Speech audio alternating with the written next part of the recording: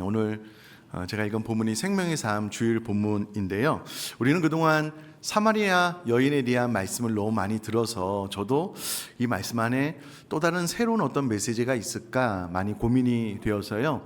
기도하고 또 다른 본문으로 설교할까 이렇게 좀 생각하다가 이 말씀을 묵상하는 가운데 또 하나님께서 주신 은혜가 있어서 또 그 부분을 좀 같이 좀 나누도록 하겠습니다. 우리가 읽지는 않았지만 본문의 배경부터 좀 차근차근 설명을 드리면은요, 예수님께서 유대를 떠나 다시 갈릴리로 가실 때에 예수님께서 굳이 사마리아 지역을 통과해서 가시겠다라고 말씀을 하십니다. 이때 당시에 통상적으로는요, 유대인들이 사마리아인들을 상종하지 않았기 때문에 유대에서 갈릴리로 가는 최단거리가 사마리아 지역을 통과하는 길이기는 했지만 대부분 우회해서 다녔거든요. 그런데 주님께서 분명한 의도가 있으셨기 때문에 이 사마리아의 지역을 통과해서 가겠다라고 말씀을 하시고 이 사마리아에 있는 수가라는 동네에 이르게 됩니다. 이때 당시에 우리나라 시간으로 정오 한낮 12시였고요. 식사 시간이었기 때문에 다른 제자들은 동네로 먹을 양식을 구하러 가게 되었고요.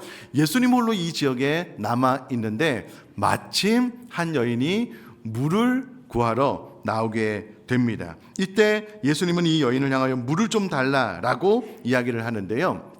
이때 당시 앞서 말씀드렸다시피 통상적인 유대인들은 사마리아인들을 상종하지 않을 뿐만 아니라 그냥 이렇게, 이 표현이 좀 죄송하지만 이렇게 개처럼 이렇게 취급을 했었거든요. 그러니까 당연히 사마리아인들도 유대인에 대해서 좋은 감정이 아니지요. 그런데 이게 사마리아 여인에게, 그것도 유대 남자가 말도 잘 걷지 않는데 물을 달라라고 하니 기분이 썩 좋지 않은 겁니다. 그래서 의아스럽게 왜 나에게 물을 달라고 합니까? 달갑지 않게 대답하는 여인에게 예수님께서 요한복음 4장 10절 말씀에 내가 만일 하나님의 선물과 또 내게 물 좀 달라는 이가 누구인 줄 알았더라면 내가 그에게 구하였을 것이요 그가 생수를 내게 주었으리라 라고 말씀을 하십니다. 그런데 이 여인이 듣기에 이게 무슨 생뚱맞은 말도 안 되는 소리인지, 내가 딱 보니까 이 유대인 남자는 물 기를 그릇도 없고 이 우물이 깊은데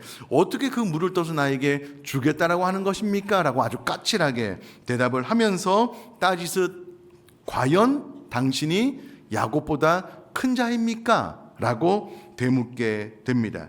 이 질문에 예수님이 대답하신 것이 오늘 우리가 읽은 본문의 내용인데요. 제가 13절, 14절 말씀을 한 번 더 읽어볼게요. 예수께서 대답하여 이르시되 이 물을 마시는 자마다 다시 목마르려니와 내가 주는 물을 마시는 자는 영원히 목마르지 아니하리니 내가 주는 물은 그 속에서 영생하도록 솟아나는 샘물이 되리라. 아멘. 우리가 이 하나님의 말씀을 대할 때에 당연히 믿음으로 하나님의 말씀을 받고 믿음으로 반응하는 것은 참으로 귀한 일입니다. 그런데 때로 우리가 이 하나님의 말씀을 받을 때에 이 말씀을 좀 논리적으로 이성적으로 생각해 보지 않고 바로 그냥 믿음으로 막 받아버리면은요, 본문이 말하는 보다 깊은 메시지를 놓치는 경우가 있습니다. 그래서 오늘 이 본문은 좀 더 까다롭고 냉철하게 그냥 믿음 없는 눈으로, 한마디로 그냥 세상 사람들이 이 본문을 보면 이게 어떤 의미로 받아들여질까라는 관점으로 오늘 본문을 보면 주님께서 우리에게 전해주고 싶은 메시지가 보다 더 뚜렷하게 부각이 되니 이제 그런 관점으로 보도록 할 텐데요. 일단 먼저 기억할 것은, 이런 관점으로 보긴 보는데 우리가 먼저 기억할 것이 무엇이냐면요, 예수님께서는 어떤 교훈을 베푸실 때에 눈에 나타나는 어떤 현상들만 바라보고 그 부분에 대해서 즉시로 말씀하시는 것들은 사실은 거의 없었습니다. 오히려 현상적인 어떤 문제를 가지고 주님 앞에 나왔을 때에 그 사람 내면에 있는, 혹은 그 사람 영혼의 본질적인 문제를 가지고 말씀하시는 경우가 많았다는 것을 성경을 통해서 볼 수가 있습니다. 예를 들면 누가복음 12장 13절 말씀에 무리 중에 한 사람이 이르되 선생님 내 형을 명하여 유산을 나와 나누게 하소서라고 동생이 예수님께 부탁을 할 때에 예수님께서는 이 동생에게 있는, 그리고 그 형에게 있는 본질적인 문제, 이 탐욕의 문제에 대해서 깨우쳐 주시기 위해서 이제 어리석은 부자 비유를 베풀어 주셨는데요. 같은 맥락에서 우리 요한복음은요, 육과 영을 뚜렷하게 구별하여 설명하고 있는데, 이 사마리아 여인도 오직 육적인 필요를 구하고 있는데 예수님께서 그 육적인 필요에 대해서 즉시로 응답해 주신 것이 아니라 보다 본질적인 문제, 이제 영적인 문제에 대해서 예수님께서 말씀하시고 있다라는 것이 오늘 본문의 핵심이다. 이제 이런 관점으로 오늘 본문을 보는데, 믿음 없는 관점으로 그냥 세상 사람들이 이 본문을 보면 이게 도대체 무슨 말인가 라는 관점으로 먼저 좀 보도록 하겠습니다. 자, 이미 앞서 말씀드렸다시피 예수님께서 이 여인에게 이렇게 대답을 했는데요. 중요하기 때문에 제가 한 번 더 읽어볼게요. 13절 14절. 예수께서 대답하여 이르시되 이 물을 마시는 자마다 다시 목마르려니와 내가 주는 물을 마시는 자는 영원히 목마르지 아니하리니 내가 주는 물은 그 속에서 영생하도록 솟아나는 샘물이 되리라 라고 말씀하셨을 때에 이 이야기를 듣고요, 이 여인이 잘 알아차리지를 못한 거예요. 아, 영적인 문제가 정말 중요한 문제구나, 내가 그것을 갈망해야 되겠구나 라고 알아차리지 못한 거예요. 그래서 이 예수님의 말씀에 여인이 이렇게 대답을 했죠. 15절 말씀. 여자가 이르되 주여 그런 물을 내게 주사 목마르지도 않고 또 여기 물 기르러 오지도 않게 하옵소서. 자, 이제 세상적인 관점으로 한번 봅시다. 이 여인이 예수님, 내가 이 무더운 더위에 내가 다른 사람 만나는 거 싫어해서 다른 사람의 눈을 피해서 왔습니다. 내가 이 우물에 물을 기르러 나오지 않도록 그냥 집에서 계속해서 물이 좀 공급될 수 있도록 당신이 말한 것처럼 그런 응답을 나에게 주세요 라고 육적인 필요를 채워달라고 이야기를 하면, 그럼 오늘식으로 이야기하자면 이 질문에 대한 제일 좋은 대답이 무엇일까요? 어떻게 하면 이 부분이 해결이 될까요? 네, 저는 이 여인의 집에 정수기 놔주면 될 것 같아요. 집에 정수기가 있으면은요, 거기서 물 뽑아 먹고 물기를 안 나와도 돼요. 그러니까 이제 인간적인 눈으로 보자면. 근데 예수님께서 이 여인에게 정수기 놔주겠다 대답을 안 하셨잖아요. 근데 이 여인이 다른 사람의 눈을 피해서 이 정오의 뜨거운 이 태양빛이 가장 강렬한 시간에 물을 뚫어 나왔는데요, 예수님이랑 몇 마디 하더니 그 물동이 던져버리고 동네로 가서 그 만나기 꺼려했던 사람들을 만나서 내가 메시아를 만났다라고 막 흥분해서 이야기를 해요.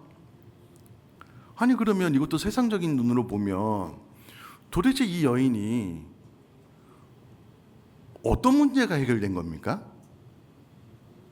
삶에 뭐 어떤 문제가 해결된 거예요? 아무 문제도 해결된 게 없잖아요. 그러면 그냥 이게 그냥 믿음 없는 눈으로 보면 이 여인이 뭐야, 이게 진짜 혼자 북치고 장구치고 난리를 하는데 이게 도대체 뭐가 해결이 됐다는 거야? 이렇게 보는 게 맞습니다. 맞아요. 오히려 그냥 믿음 없는 눈으로 보면은요, 예수님께서 이렇게 대답을 해주시는 게 맞아요. 지금 있는 남자가 네 남편이 아니잖아. 헤어져. 이제 동방에서 한 귀인이 올 텐데 그 사람을 잡아야 돼. 그 사람을 잡으면 이제 너는 부족한 것 없이 두 다리 쭉 뻗고 평안한 노후를 보낼 수 있을 거야. 예수님 감사합니다. 내가 그 남자 잡으러 가겠습니다. 이렇게 하면 좀 앞뒤가 맞아요. 믿음 없는 눈으로 보면. 예수님께서는 딱히 별다른 말씀도 안 하셨어요. 그런데 이 여인이 막 흥분해서 마을로 돌아가서 내가 메시아를 만났다라고 하니, 처음에 이 여인이 육적인 것을 구하다가 어느 순간 뭔가 변화가 되어서 다른 것이 채워졌는데 정말 그 마음에 흡족한 마음을 가지고 동네로 들어갔다라는 것을 이 스토리를 통해서 우리는 알 수 있다라는 거예요.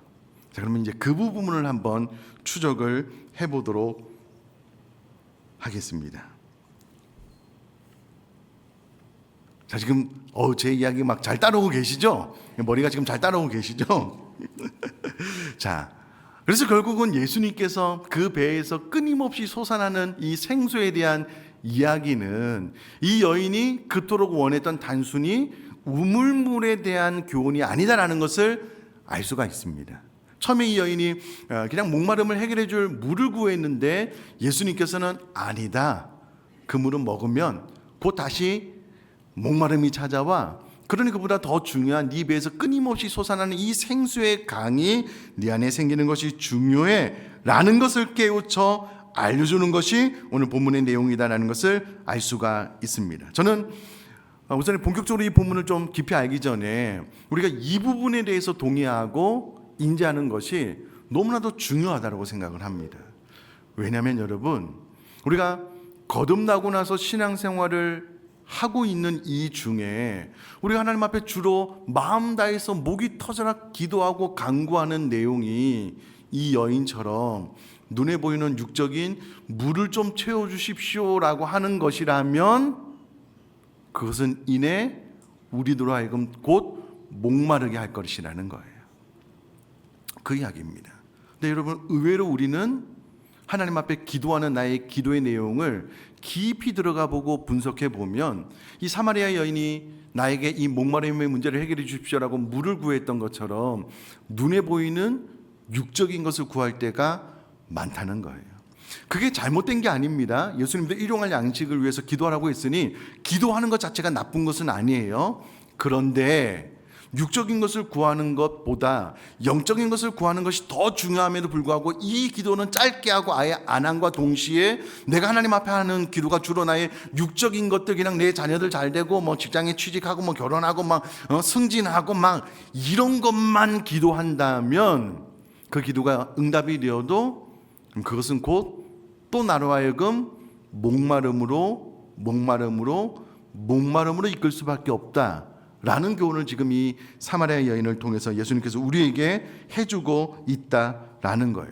그럼 우리들의 신앙생활하는데 진정한 목마름의 해결의 방법이 무엇이냐? 그것은 바로 이 영적인 문제가 채워지는 것이다라고 예수님께서 교훈을 해주고 있으니 이 교훈을 한번 따라가 보도록 하겠습니다. 자, 예수님의 말씀하신 것을 정확히 새기기 위해서 13절 말씀 제가 다시 읽어보면요, 예수께서 대답하여 이르시되 이 물을 마시는 자마다 다시 목마르게 될 것이다 라고 이야기를 하고 계십니다. 여러분, 예수님께서 이 여인이 당신이 야곱보다 더 큽니까? 라는 질문에 직접적으로 대답을 하지 않았습니다. 근데 이제 뒤 반전이 있는데요, 어찌되었건 예수님의 말씀은 이것이죠. 야곱이 너희들에게 물려준 이 우물은 당장 먹으면 목마름이 해결될 수는 있지만 그러나 그 목마름은 계속해서 반복되는 거야. 그러니 그 우물물이 아무리 좋다라고 해도 그 배에서 영원토록 솟아나는 그 샘물, 목마름에 대한 해결을 주지는 못해 라는 것을 13절에 이야기를 하고 난 다음에 14절에 제가 또 읽어볼게요. 내가 주는 물을 마시는 자는 영원히 목마르지 아니하리니 내가 주는 물은 그 속에서 영생하도록 솟아나는 샘물이 되리라. 이 말씀을 원어로요 좀 풀어보면 또 이런 말입니다. 내가 주는 물을 마시는 자는 단 한 사람도 예 없이 영원히 목마르지 아니하는 신비한 경험을 하게 된다. 내가 아니고는 이런 일을 할 수 있는 사람은 아무도 없다. 그리고 내가 주는 물은 단 한 번의 섭취만으로 그 효과가 영원히 지속된다. 누구든지 내가 주는 물을 마시면 영원히 목마르지 않게 된다 라고 예수님께서 말씀을 하셨어요. 잠깐 이런 질문이 생기죠. 나는 거듭났는데, 나는 신앙을 열심히 하고 있는데, 나는 내 배에서 계속 목마르지 않은 샘이 흘러 넘치고 있는가? 이제 이 질문이 중요하잖아요. 여러분, 요한복음 7장 37절에서 39절 말씀 제가 좀 읽어볼게요. 명절 끝날 곧 큰 날에 예수께서 서서 외쳐 이르시되 누구든지 목마르거든 내게로 와서 마시라. 나를 믿는 자는 성경에 이른 것 같이 그 배에서 생수의 강이 흘러나오리라 하시니, 지금 본문에 대한 이야기에 대한 추가 설명이겠죠. 이는 그를 믿는 자들이 받을 성령을 가리켜 말씀하신 것이라. 그럼 여러분, 우리 배에서 생수의 강이 흘러 넘치는데 그 생수의 강 입구는 뭐라고요? 성령님이라는 거예요. 그럼 성령님이 우리 가운데 오셨을 때에 끊임없이 우리들로 하여금 목마르지 않게 하는 이와 같은 은혜가 우리 배 안에서 흘러 넘치게 된다는 거예요. 자, 그 부분에 대해서 놀랍게요, 이 요한복음 제가 읽은 이 7장 37절이 다음 주일 본문이에요. 다다음 주일이구나. 다다음 주일 본문이어서요. 제가 이 부분에 대해서 제가 한 번 더 때가 되면 말씀을 해 드리도록 하고요. 또 오늘은 또 오늘 점검해야 될 것이 있어서 그 부분에 대한 말씀을 드리도록 할 텐데, 일단 짧게 이야기를 하면은요, 우리 배에서 생수의 강이 흘러 넘친다라는 것은 성령님의 내주하심으로, 성령님의 역사하심으로 우리 배에서 끊임없이 생수의 강이 흘러 넘치게 되는데, 이것은 곧 그리스도의 보혈을 힘입어 우리 죄가 용서함 받고 지성소 하나님의 임재 앞으로 나갈 담력을 얻게 되고, 성령의 도우심으로 그 앞에 나아가 하나님과 예수님을 직접 만나 친밀한 교제를 통해서 누리는 것, 그것이 바로 내 배에서 생수의 강이 흘러 넘치는 것이다 라는 것을 우리는 지난 특별 새벽 기도를 통해서 다 배웠습니다. 우리가 죄로 인한 오염, 지정의가 오염이 되었는데, 이것이 완전히 회복되는 은혜, 그래서 죄의 영향력으로부터 자유케 되는 것, 또 영생은 유일하신 참 하나님과 예수 그리스도를 아는 것이다, 다 말씀을 드렸고요. 우리 안에서 생수의 강이 흘러 넘친다라는 것은 궁극적으로 하나님과 예수님을 친밀히 만나는 교제를 통하여 누리는 행복이고요. 이 행복을 통하여 나타나는 증표들이 있거든요. 증거가 있거든요. 그래서 제가 다다음 주에 세 가지로 말씀을 드리도록 하겠습니다. 자, 문제는 이 여인인데요. 15절 말씀 제가 읽어볼게요. 여자가 이르되 주여 그런 물을 내게 주사 목마르지도 않고 또 여기 물 기르러 오지도 않게 하옵소서. 지금 예수님은 영원히 목마르지 않은 생수에 대한 이야기를 하셨는데요. 이 여인이 알아듣지 못하는 거예요. 나 그거 잘 모르겠고, 나는 당장 내 육신의 목마름의 문제가 중요하니 내가 이곳에 물 기르러 나오지 않아도 되는 그 물을 좀 나에게 허락해 주십시오라고 이야기를 하니, 예수님께서 이 여인의 생각을 좀 바꿔줘야 되겠다, 육신의 필요보다 영적인 필요가 더 중요하다는 것을 알려줘야 되겠다라고 예수님께서 교훈을 베풀어 주시기 위해서 예수님의 신적인 능력, 신적 지혜를 사용하십니다. 그것이 이제 16절에 나타나는데요. 예수님께서 뜬금없이 물에 대한 이야기를 쭉 하시다가 16절 말씀 제가 읽어보면요, 이르시되 가서 내 남편을 불러오라 라고 이야기를 합니다. 이게 말의 흐름상 갑자기 남편 이야기가 나오는 것은 좀 생뚱맞습니다. 그런데 이 이야기를 들었을 때에 이 사마리아 여인이요, 깜짝 놀랐을 거예요. 이거는 대답할 수도 없고, 또 이게 안 하기도 좀 이상한 그런 질문을 예수님께서 하고 계신다라는 것을 알 수 있습니다. 이것은 한마디로 이 여인의 가장 깊은 치부를 드러내게 하는 그런 질문이었거든요. 이것을 원문대로 직역을 해보면 가서 내 남편을 불러 이곳으로 오라 라는 내용이었습니다. 주님의 요청에 이 여인이 너무나도 당황한 거예요. 왜냐하면 본인의 치부, 본인의 죄가 지금 드러나고 있기 때문에 그렇습니다. 자, 이제 죄송한데 저를 한번 봐주시면은요, 여러분, 우리 안에서 생수의 강이 끊임없이 흘러 넘치게 되려면 반드시 우리는 우리들의 죄와 직면해야 됩니다. 우리 죄를 깨닫고 내가 죄인됨을 고백함으로써 예수 그리스도의 피가 나에게 정말 필요합니다, 그 보혈로 인하여 내가 정결하게 됩니다 라는 이 관문을 통과해야지만 비로소 우리 배 안에서 생수의 강이 흘러 넘칠 수 있기 때문에 예수님은 문맥과 상관없이 이 여인의 가장 깊은 치부 죄를 주목하여 말씀하고 있다라는 겁니다. 이미 강대상에서 내가 거듭났어요 라고 이제 간증하고 설교하는 모든 사람들은요, 저를 포함해서 모두가 다 죄사함에 대한 경험이 있습니다. 저도 여러 번 말씀을 드렸지만은요, 저는 중학교 2학년 때 수련을 통해서 저희 죄를 발견하기로 했는데요, 그전에는 죄가 대수롭지 않았습니다. 그런데 그날 성령을 통하여 저에게 보여주시는 죄는요, 이게 전에는 그게 되게 스릴 있고 재밌었는데요, 이게 너무 가슴 아픈 거예요. 왜냐하면 나의 죄 지음을 통하여 예수님이, 하나님의 하나밖에 없는 그 아들 예수님이 이 땅에 오셔서 십자가에서 자신의 몸과 피를 갈기갈기 찢어 죽이셨다라는 내용이 너무나도 마음 깊이 다가오니 죄를 회개하지 않을 수가 없었거든요.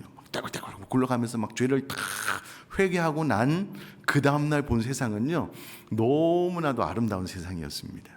누구나 다 이 죄의 관문을 넘어야지만 우리 안에서 생수의 강이 흘러 넘치기 때문에 예수님은 이 여인의 치부 죄를 지금 건드리고 있다라는 것을 16절 말씀을 통해서 알 수 있습니다. 그리고 이 16절 말씀을 통해서 이 여인이 좀 전에 당신이 야곱보다 큽니까? 라고 까칠하게 물었던 질문에 대해서 완벽한 대답이 됩니다. 하나님의 신적인 지식, 지혜를 사용함으로 내가 하나님이다 라는 것을 보여주고 계시거든요. 17절에 이 당황스러운 질문에 이 여인이 이렇게 대답을 합니다. 여자가 대답하여 이르되 나는 남편이 없나이다. 예수께서 이르시되 내가 남편이 없다 하는 말이 옳도다. 여러분 이때 당시 문화를 좀 살펴보면요, 전통적으로 이스라엘에서는 일부 다처제가 허용이 되었습니다. 첩도 정식 아내로 인정이 되었습니다. 지금도 네팔 일부 지역에는요, 일부 다처제가 가능합니다. 네팔도 그렇습니다. 자, 첩은 내연의 여자와는 구별이 되었고요, 유대인들은 결혼을 하지 않고서는 남자와 동거하지 않았습니다. 결혼을 통해서만 동거가 가능했고요, 절차 없이 동거한다든지 다른 사람의 정보가 되는 것은 음행에 해당되었고요, 그 음행은 이 여인으로 하여금 형사처벌의 대상이 되게 했습니다. 심지어는 음행하다 현장에서 잡히면은요, 돌로 쳐서 죽일 수 있는 것이 이때 당시의 문화였습니다. 분명한 것은 이 여인의 고백을 통하여서 지금 살고 있는 남자는 이 여인의 남편이 아니다라는 것은 분명히 알 수가 있는 대목입니다. 이것을 지금 이 여인이 조심스럽게 고백을 하고 있는데, 나는 남편이 없나이다 라는 이 짧은 고백 안에 그녀 안에 있었던 죄책감, 이것이 잘못된 겁니다, 죄입니다 라는 것이 지금 묻어나고 있다는 것을 알 수가 있습니다. 이에 예수님께서 18절에 너에게 남편 5이 있었고 지금 있는 자도 내 남편이 아니니 내 말이 참되도다 라고 이야기를 했는데요, 이 참되도다 말 안에는 직역을 해보면 내가 이것을 정확하게 정직하게 말하였다 라는 의미가 됩니다. 그러니까 이 여인이 본인의 안에 있는 이 일이 잘못됐다라는 것을 예수님 앞에 정직하게 고백했다라는 그런 의미가 되는 대답입니다. 그리고 나서 이 여인이 그 주님을 향한 생각이 바뀌고 있음을 이 한 구절을 통해서도 볼 수가 있는데, 19절 말씀, 여자가 이르되 주여 내가 보니 선지자로소이다. 여러분 내가 본다라는 것은요, 지금 이 여인의 시각에 중요한 변화가 일어났다는 것을 알 수가 있는데요, 여기서 본다라는 말은 주위에서 보는 것, 관찰해서 보는 것, 혹은 경험을 통해서 알게 되는 것도 의미하는 단어입니다. 물론 이 18절까지만 해도요, 한낱 유대한 남자로 생각했었는데 이제는 그 시선 관점이 바뀌어서 야, 이 남자는 단순히 그냥 남자가 아니고 선지자구나 라고 생각을 하다가 이제는 나중에 이제 동네로 가서 메시아를 만났다라고 이야기를 함으로 결국은 시각이 완전히 바뀌어서 메시아 구세주를 만나게 된 것으로 그의 시각이 변화됐다는 것을 알 수가 있는데요, 요한복음 4장 28절 29절 제가 한번 읽어볼게요. 여자가 물동이를 버려두고 동네로 들어가서 사람들에게 이르되 내가 행한 모든 일을 내게 말한 사람을 와서 보라, 이는 그리스도가 아니냐 하니. 그리스도 기름 부심을 받은 자, 메시아랑 같은 의미이거든요. 이 여인은 결국 예수님을 만나게 됩니다. 그리고 이후로 그 배에서 생수의 강이 흘러 넘치는 삶으로 변화되게 되었다라는 것이 오늘 본문의 이야기입니다. 자, 이제 결론을 내릴 텐데 저를 한번 봐주시면은요, 뭐 여러 가지 제가 말씀을 드렸는데 가장 첫 번째는, 여러분 우리가 신앙생활을 하면서요, 자꾸 육적인 것만을 구하고 있다면 결국은 우리들의 목마름은 계속 반복될 것이라는 거예요. 그런데 궁극적으로 우리는 영적으로 거듭나서 성령이 내 안에 내주함으로 내 죄가 용서함 받고 그리스도의 보혈을 힘입어 하나님 앞으로 나갈 담력을 얻어 하나님과 늘 고백하게 되는 것. 그래서 우리들의 기도가 목마른 사슴이 신음을 찾기에 갈급한 같이 내 영혼이 주를 찾기에 갈급합니다 라는 이 기도 제목으로 바뀌게 되면, 늘 하나님과 예수님의 친밀한 교제가 우리 가운데 임하게 되면 그것이 바로 이 땅에서 누리는 영생, 우리 배에서 생수의 강이 흘러 넘치는 현상 가운데 하나다 라는 것을 알 수가 있다라는 거예요. 그러면 여러분 우리가 신앙생활을 할 때 내가 그동안 교회 나오면서 자꾸 육적인 것을 갈망하고 육적인 것이 채워지기를 원하고 돈, 명예, 권력, 좀 더 편안한 어떤 것만 자꾸 추구하고 있다면 그것 자체가 나쁜 것은 아니지만 이제는 내가 진정한 의미에서 영적인 것, 하나님 예수님을 더 갈망하면서 사는 영적인 삶을 살아야 되겠다. 이 기도를 통하여 성령님이 내 안에 충만하게 역사하시면 그 성령님의 역사하심의 결과로 인하여 내 배에서 생수의 강이 흘러 넘치게 되는데, 그 생수의 강이 흘러 넘칠 때 나타나는 현상이 적어도 세 가지가 있는데, 그것은 제가 다다음 주에 말씀을 드릴 텐데요. 그와 같은 삶을 살아야 되겠다라고 이미 우리가 결심하고 뜻을 정하고 이후로 내 신앙생활의 방향이 내 육적인 필요보다는 영적인 필요를 향하여 나가게 될 때에 말하지 않는 삶처럼 우리는 끊임없이 우리 안에서 성령님의 역사하심으로 말미암아 아름다운 많은 풍성한 열매가 우리들의 삶 가운데 맺혀지게 될 것을 믿습니다. 그러니 여러분, 이제는 생수의 근원 되신 주님 앞으로 나아가 그분 안에 충분히 그분을 경험하고 교제함으로써 영적인 해관함을 받고요, 영적으로도 만족하고 행복한 신앙생활 해 나갈 수 있게 되기를 주님의 이름으로 축복합니다.